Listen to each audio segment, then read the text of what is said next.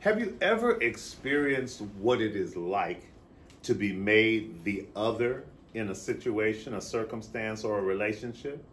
Have you ever experienced the pain and the hurt that comes when you are excluded? You are made to feel less than. Well, if you're like me and most of us, you have. You've had that experience for yourself. All of us have experienced what it is like to be the other. And all of us have also had people in our lives, people who are around us, people in our sphere, our circle, who we have made to feel like the other. When we talk about the other, it is the person who you really don't want to be around, you really don't want to have in your circle, you really don't want to open your heart to. That is the person who you make into the other. My nephew, Dr. Rodney Sadler, calls it othering. And so when we think about othering, I want you to ask yourself a question. Who have you made into the other? Who have you othered in your life? Who has been that person, that individual, or that group that you didn't want to be around? And so you set them in a category of folks that you said, I won't spend any time with those people. I won't allow them to be in my circle. Somehow I think that I'm better than them. And so I don't spend time, don't invest my energy, don't invest my emotions, my attention with people who are like that. Well, the first thing I want you to do, if you've ever done that, is to examine the experiences in your life when you felt othered. When you felt that someone excluded you, someone left you out, someone intentionally made you to feel less than and not as good as.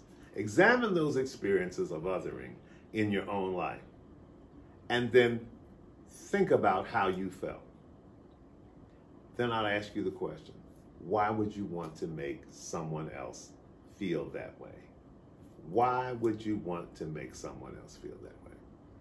Second thing I want to suggest to you is to open your heart to those who you have othered in your life.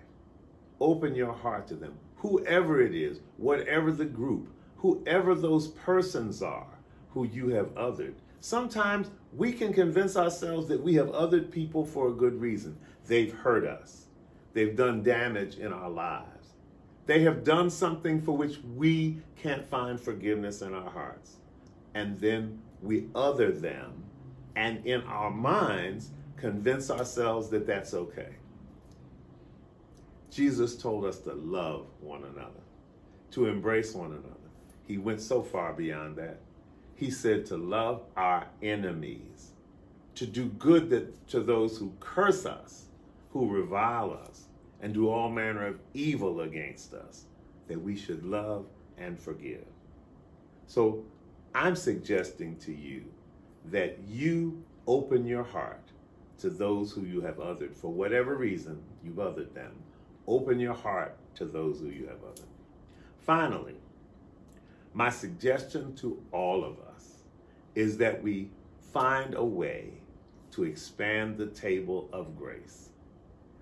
I have always believed that it is not good enough to give a person a seat somewhere when you want to invite them into a place of hospitality and welcome. You don't just give them a seat somewhere, you give them a seat at the table. You open the table of grace. Some people will say, the table's already full, there's no room for anyone else. There's always room at the table. I had an experience when I was a young man. I had spent New Year's Eve hanging out with some of my friends.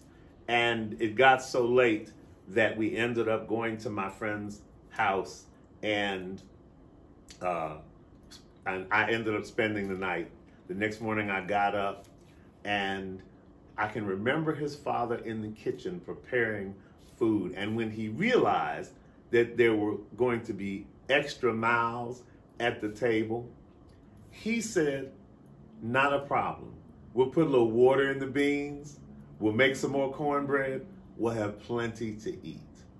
And I realized then that you can always expand the table of grace. You can always expand the table of grace. Hospitality is not asking a person would they like something to eat.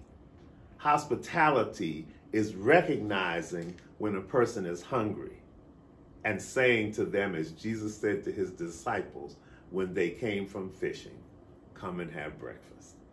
He didn't say, are you all hungry? Would you like breakfast? He said, come and have breakfast. The food was already prepared. He saw them out there fishing, and he knew that they would come in hungry, and he prepared for them. That's what expanding the table of grace is all about.